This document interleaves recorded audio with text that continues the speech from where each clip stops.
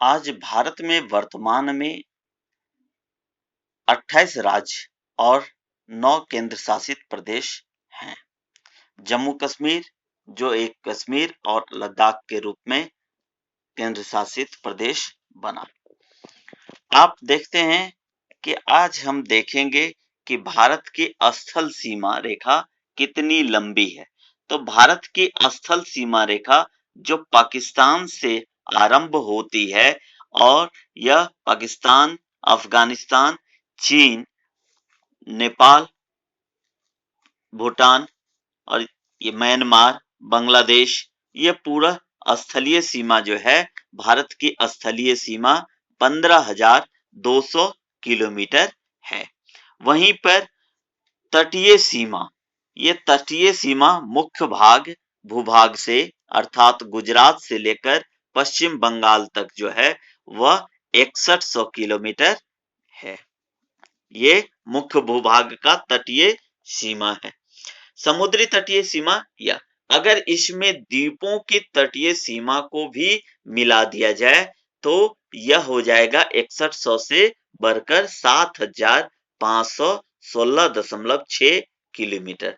अर्थात भारत की स्थलीय और जलीय तटीय सीमा जो है कुल वह कितनी है, कभी कभी पूछा जाता है, तो हम लिखेंगे 22,716.6 किलोमीटर है। भारत की कुल स्थलीय और तटीय सीमा जो रेखा है वह 22,716.6 किलोमीटर है।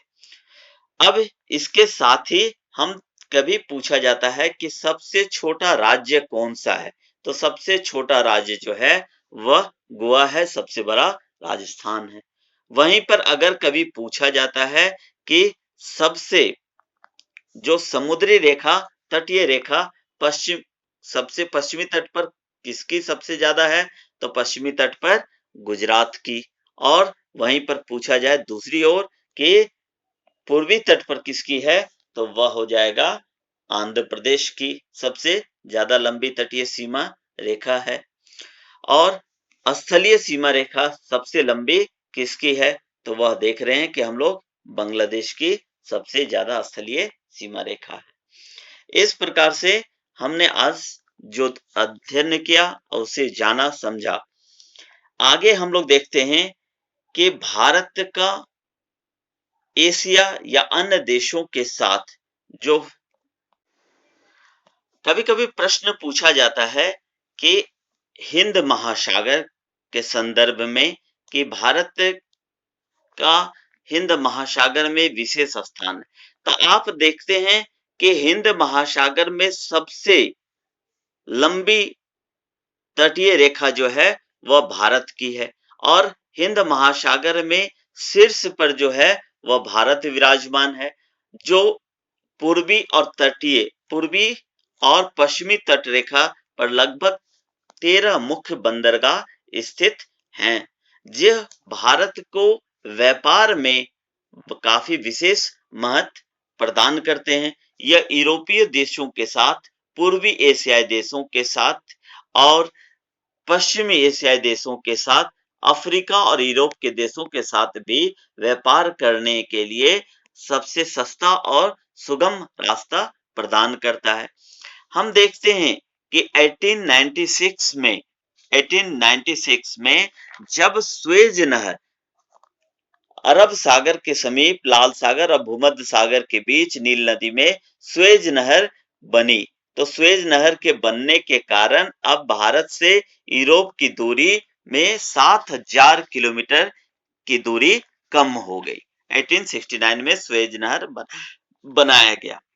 इस प्रकार से भारत और का जो है वह विशेष स्थान है हिंद महासागर का।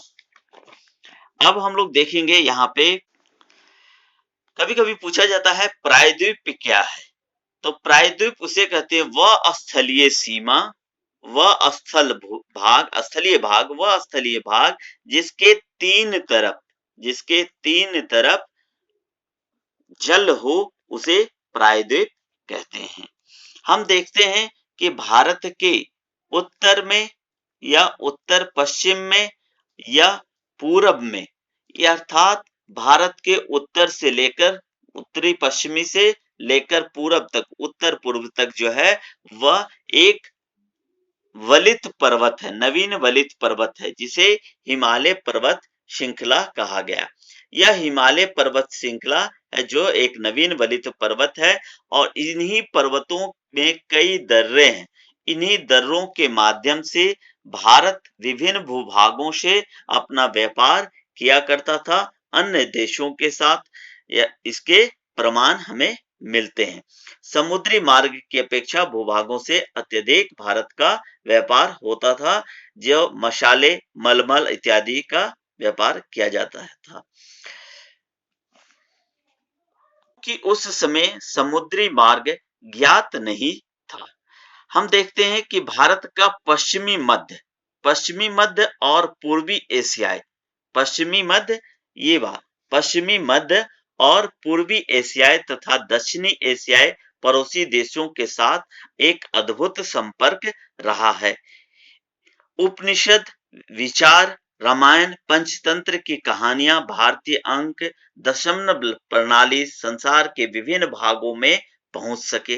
यानी भारत के जो प्रतिष्ठित चीजें थी, चाहे वह उपनिषद हो, विचार हो, रामायण हो या पंचतंत्र की कहानियां या दशमलव प्रणाली, भारतीय अंक, वह संसार या विश्व के विभिन्न भागों में पहुंच सकी।